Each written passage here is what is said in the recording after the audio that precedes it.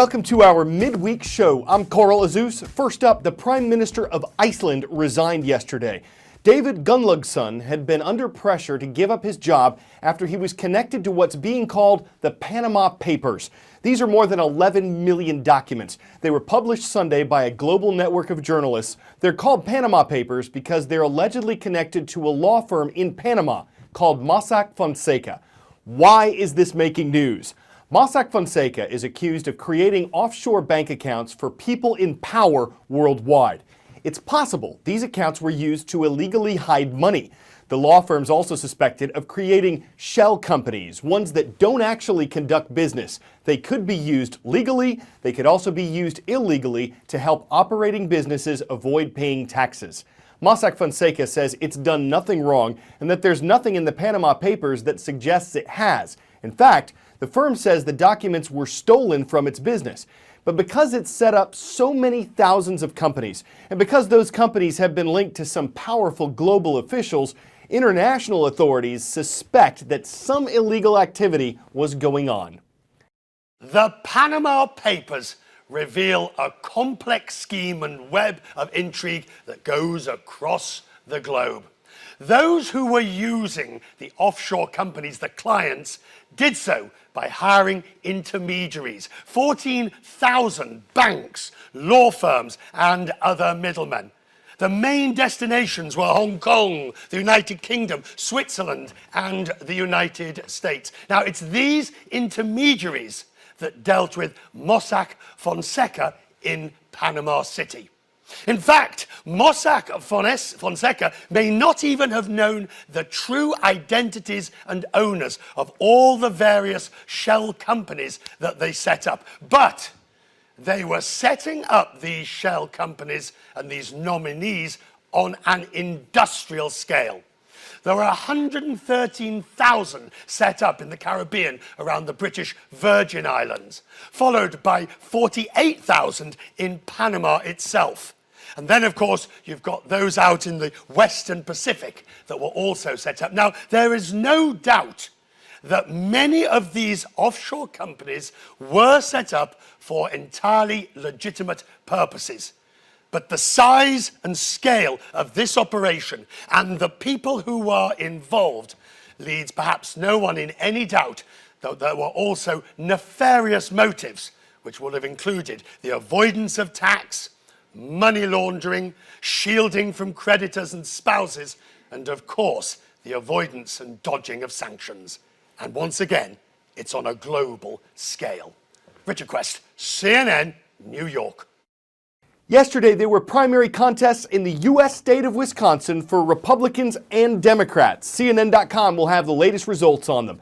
When the state contests are wrapped up, if neither of the two Democratic candidates or none of the three Republican candidates wins enough delegates to clinch their party's nomination, the final decision will be made at the national conventions this summer.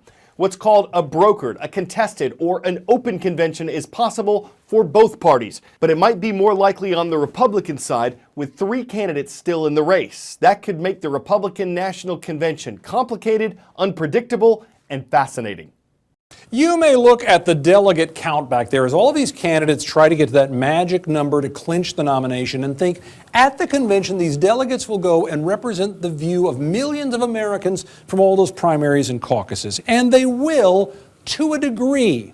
But if nobody gets that magic number, then many of these delegates will become free agents. They can vote for whomever they wish. And then the people who are selected to do the job can make a big difference. Let's look at Tennessee as one example. 58 delegates here based on the popular vote.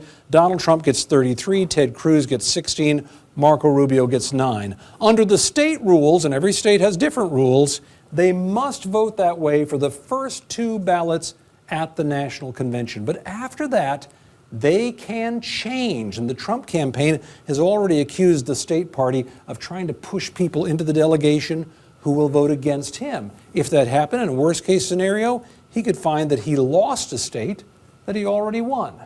What about Louisiana over here? This was basically a tie for that state's 46 delegates. Donald Trump got 18 of them. Ted Cruz got 18. Marco Rubio got 5, and 5 were uncommitted. So we already don't know what these people are going to do. But after the first ballot, the entire Louisiana delegation becomes unbound, meaning it could all become a big question mark as to how this delegation is going to vote. What about North Dakota over here? North Dakota only has 28 delegates, but there never was a popular vote there. The state party simply met in its own convention, and they decided who the delegates would be to go to the national convention. It looked like Ted Cruz did pretty well getting his supporters in the delegation, but we don't know because none of these people has to say whom they're going to vote for before or even during the convention. So again, big question mark. Bottom line, multiply this times all the different states. If you get into a contested convention and you go in vote after vote after vote, it won't just be the Bayou State where a lot of people will be seeing some voodoo voting going on.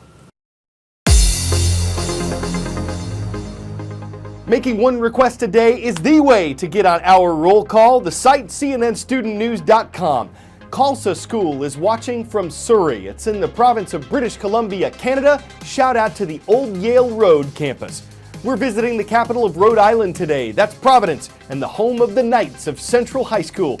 And flying over Parma Community Middle School, we welcome the Aviators. Thank you for watching from Parma, Ohio.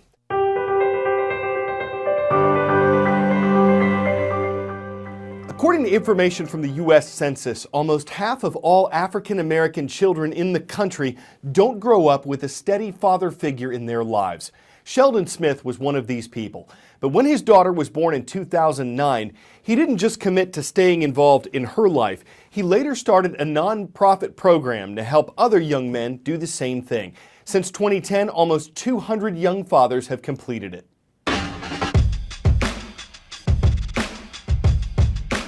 Growing up, my father was in and out of my life.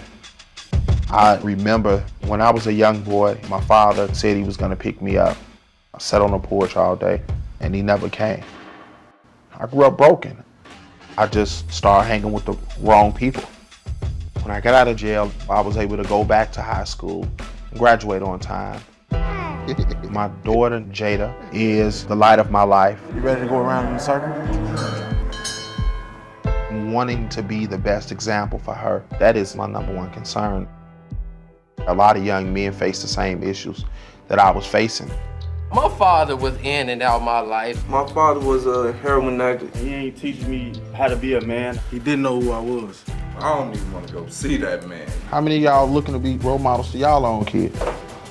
I wanted to provide these men with the skills that they need to be great role models and successful fathers to their children. A lot of guys come out and say, I ain't grow with my daddy, so I really don't know how to be a father. If it played an effect on you, what are you gonna do to better your child life? We teach the fathers parenting skills, life skills, when they receive a job, a GED, or a trade, along with a stipend. I'm in this program trying to do better, but my son wouldn't have to go through what I went through. Amen. It's not a mandatory program, so these young men are really volunteering to get the help and support that they actually need. Without Sheldon, I'd probably still be out on the street somewhere. He really opened up my eyes and he inspired me to go back in school. Come on, Dad, I follow you. The program taught me I can be a man by being a father to my baby. I'm a full-time dad again. When I look at these young men, I see me in them all the time. So 3 girls and 1 boy. Yeah, 3 girls, 1 boy. Oh, we Gonna need 2 bathrooms in the house, man. Fatherhood doesn't come with a manual. I'm able to help young men turn their lives around. I'm breaking the cycle of fatherless homes.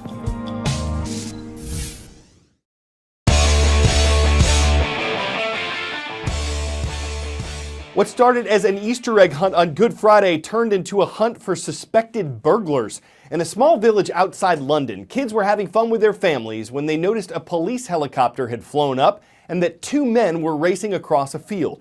After seeing where the men were headed, the kids dropped to the ground and formed a human arrow, pointing police toward the suspects. Shortly afterward, the suspects were arrested. We'll be quick to point out that the kids fielded the challenge well. It's easy to see Plow, their excellent detective work, made a great point and helped catch the suspects with police.